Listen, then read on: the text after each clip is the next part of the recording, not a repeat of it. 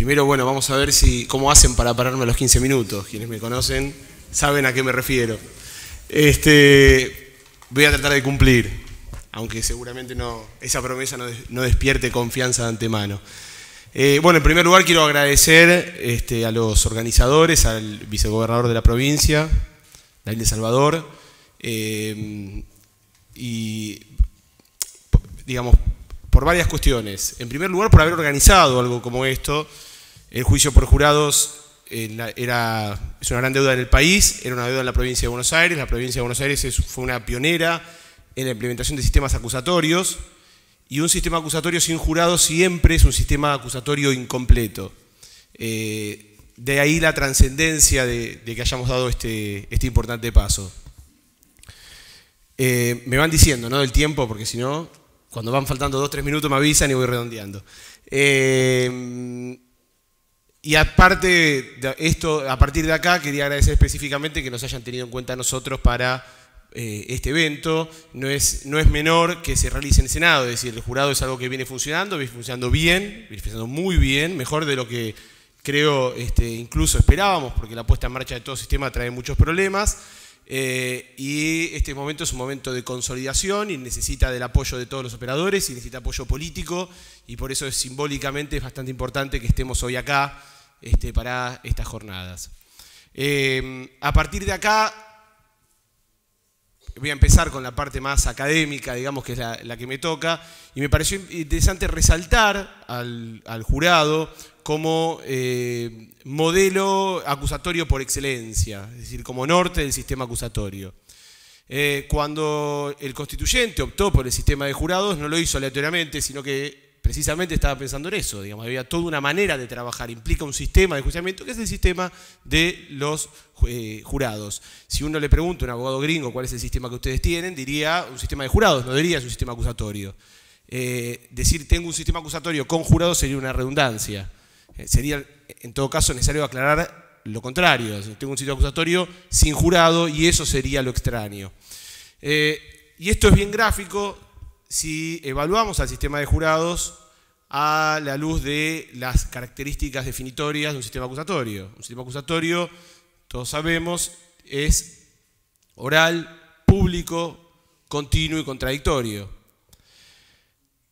Cuando esto lo ponemos a la luz del jurado, nos vamos a dar cuenta que es evidente que no podría haber un juicio por jurado sin la regla de la oralidad, digamos. Sería realmente ridículo, algo impensado, pensar en el sistema, un sistema en que se están pasando vistas por escrito a los jurados, pero la cosa no se termina ahí. Cuando el juicio es por jurados, empieza a ser extraña el capítulo del ofrecimiento de prueba, tal vez más voluminoso en los sistemas tradicionales, que es la incorporación de prueba por lectura, que también coarta la oralidad. Y esto nos lleva también al plano de la otra exigencia que mencionamos, que es la exigencia de publicidad. Si hay incorporaciones por lectura, es decir, la exigencia de publicidad exige que cualquier ciudadano, no solo el jurado y el acusado, sino cualquier ciudadano pueda comprender qué es lo que sucede en este acto político importante, que es el enjuiciamiento.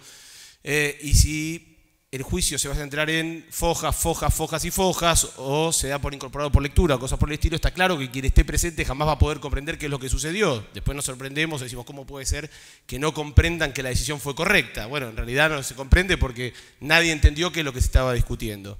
Esto se potencia, esto permite mayor respeto al principio de publicidad, que se potencia porque el jurado implica esto le robo palabras a Julio Mayer, un sinceramiento de la condición humana del juzgador. Esto es, él no lo dijo, las palabras no son textuales, digamos, la idea está inspirada en palabras de Mayer, pues si no va a buscar la cita y no la van a encontrar. Es un sinceramiento de la condición humana, es decir, tenemos claro que es una justicia de humanos y que vamos a litigar ante seres humanos. Los jurados lo son, los jueces también, pero a veces no lo logramos ver. Cuando esto es así, nos damos cuenta que tenemos que empezar a hablar de modo, es decir, presentar un caso, estructurarlo, diagramarlo, y hablar de modo que un jurado pueda comprenderlo. Si el jurado lo puede comprender, también lo comprende el acusado. Y también lo comprende la ciudadanía y cualquier persona que tenga acceso a este juicio.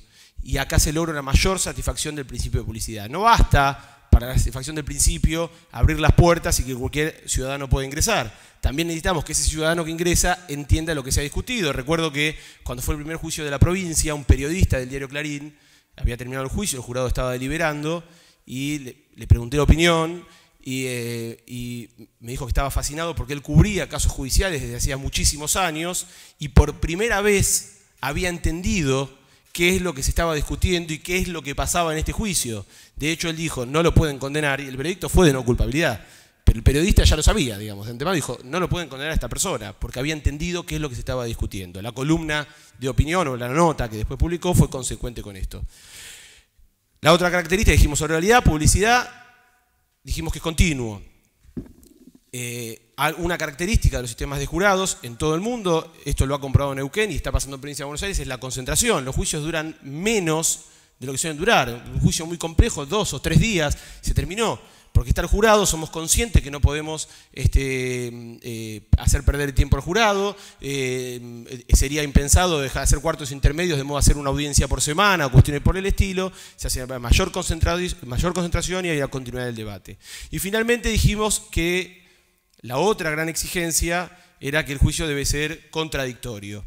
Y esta es la nota, me parece una de las más importantes que me interesa resaltar, y es la siguiente. Para que el juicio sea verdaderamente contradictorio, esta es una definición fundamental del sistema acusatorio, estamos hablando de que tener dos partes con intereses opuestos, digamos, que discuten en torno de alguna cuestión controvertida, y esas dos partes tienen que estar en igualdad de posiciones, si no, no va a haber un real contradictorio.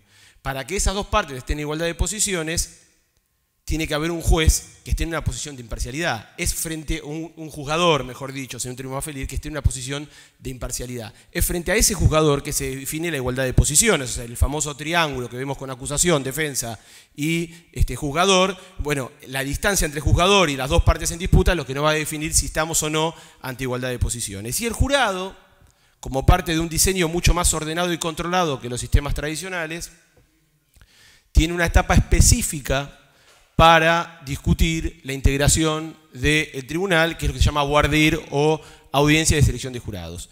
Tiene otras, es decir, ya no es una ensalada en la que discutimos todos juntos sin orden y que no sabemos bien qué, es decir, agarramos el alegato final para discutir hecho, derecho, prueba, nulidades, mensuración de la pena. No, ahora en forma ordenada vamos a decir, la preparación del juicio, le vamos a hacer una audiencia preparatoria en la cual ya vamos a saber cuál es el eje, terminada ella, vamos a ver cuál es el eje de la controversia y con qué prueba vamos a poder discutir al respecto. La integración, como dijimos, se discute en una audiencia de selección de jurados o voir dire, que tiene solamente ese fin, y las partes con amplias posibilidades de recusación con causa e incluso posibilidades de recusación sin causa pueden intervenir en esa conformación. Ahora voy a entrar brevemente a esta audiencia, que es una de las etapas más novedosas del juicio por jurados. Después viene el juicio, donde se discuten los hechos a través de la producción de la prueba. Luego el derecho se discute en una audiencia en la que se debaten las instrucciones, es decir, cómo el juez va a explicar el derecho al jurado. Esta es otra etapa muy novedosa. Hoy Alejandro, por lo que estuvimos hablando recién, va a hablar de esto. Es otra de las, dijimos, el voir dire, y esta es la otra etapa, la gran etapa novedosa del sistema de jurados, es para discutir derecho. Y si después de deliberar el jurado llega un veredicto de culpabilidad, la mensuración de la pena, es decir, la medida de esa culpabilidad, se va a discutir en otra audiencia, que es la audiencia de cesura. Vuelvo a la audiencia de selección de jurados, para ir cerrando, no sé cómo vengo de tiempo, pero me imagino, ahí estamos, vengo bien entonces. Vuelvo a la audiencia de selección de jurados, y yo la incluí recién diciendo, o en el marco de lo que era la característica o la exigencia de contradicción, ¿sí? Y por lo tanto la imparcialidad del juzgador y a partir de ahí la igualdad de posición de las partes. La audiencia de selección de jurados tiene algo que es fantástico, que también desmitifica la imparcialidad, porque en los sistemas tradicionales parecería que el juez es imparcial o debe ser imparcial, y si alguien dice que este juez concreto, en este caso, no es imparcial, o mejor dicho, término más feliz, infunde algún temor de parcialidad, parecería que está haciendo un ataque al honor, a la moral o a las cualidades de este juez, porque, como yo a veces bromeo con Alejandro, decía, si no me parece que el juez cuando jura como juez se toma la pastilla, digamos, que lo inmuniza contra la parcialidad, se da un refuerzo cada 5 años y eso garantiza que el juez sea imparcial. Lo cierto es que la posición de imparcialidad se define en función de un caso. Es decir, yo no puedo ser imparcial. Si yo soy juez no puedo ser imparcial para todos los casos universalmente, como si fuera un atributo genérico y abstracto que a mí, con el que fui investido. Yo voy a poder estar en una posición de imparcialidad si las partes no tienen un temor de parcialidad, y esto va a depender de qué es lo que se esté discutiendo. Una vez me dijeron, ¿qué haría un jurado, supongamos barra brava de River, si le toca, mejor dicho, un acusado barra brava de River si es juzgado por un jurado de hinchas de Boca? ¿No? Bueno, tendría amplias posibilidades de recusarlo, porque incluso con causa tal vez, porque diría que tiene un interés concreto, estaría en una posición de parcialidad. Imagínense si yo le digo a un juez esto. Le digo, mire, yo lo vengo a recusar porque usted es hincha fanático de Boca y el acusado es barra brava de River, ¿no? Atrás de esto me están pidiendo un poco, mandando al colegio de abogados o a la procuración, o depende de dónde trabaje, lo que sea, como para que tenga algún tipo de sanción por la ofensa que he osado cometer.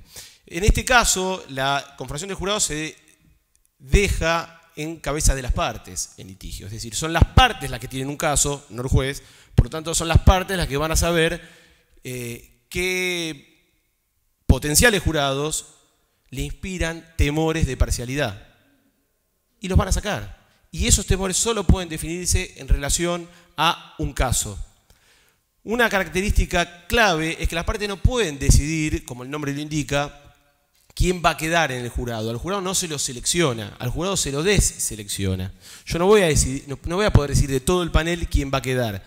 Cada parte va a poder decidir quién se tiene que ir, que es la persona que se le coloca en una posición de parcialidad. Entonces, si yo, interactuando con los jurados, puedo ver quiénes son esas, es decir, no voy a entrar en el mecanismo de litigación de la audiencia, pero yo puedo ver quiénes son estas personas que a mí me despiertan un temor de parcialidad, yo puedo intentar recusarlo con causa, y fíjense que si no me hacen lugar a algunas recusaciones con causa, yo tengo un número limitado, podríamos discutir si podría ser mayor o menor, pero lo cierto es que tenemos 4 recusaciones sin causa. Si yo hago bien mi trabajo, difícilmente después voy a poder decir que me juzgó un tribunal que para mí no era imparcial. Ahora, fíjense que este objetivo de cada parte de eliminar a los jurados que les representen un temor de parcialidad logra mayor imparcialidad del sistema. Es decir, el sistema pretende un jurado imparcial, no la parte. Pero dejando que cada parte saque a aquellos que, para decirlo claro, aquellos que según su criterio jamás podrían aceptar su caso, si dejamos que cada parte haga lo propio, se eliminan los extremos en términos del asunto en litigio, es decir, quienes no aceptarían el caso de la acusación son recusados por la Fiscalía, quienes no aceptarían el caso de la defensa son recusados por la defensa, y por lo tanto quedan los que estarían en una posición de mayor neutralidad, es decir, en mejor situación de imparcialidad. Este sistema, imperfecto como todo sistema humano, es mucho más concreto, mucho más pragmático, y deja en el litigio del caso concreto la posibilidad de que las partes definan cuál va a ser el juzgado imparcial de este caso, que tal vez no lo sea en otro caso, en el caso siguiente, porque se discutirían cuestiones diferentes. En este caso, ese sería el jurado imparcial. Para cerrar, yo siempre sostengo que no podemos confiar en la virtud de los operadores, porque siempre estamos pensando en el operador virtuoso cuando decimos, no, pero el buen juez, no podemos confiar en la virtud del operador, porque si hoy tenemos un operador virtuoso, mañana no. Esto es una cuestión ya azarosa, y aparte al operador virtuoso hay que agarrarlo en un buen día, digamos, ¿no? Porque lo agarramos en un mal día, por ahí el operador virtuoso ya no es tan virtuoso.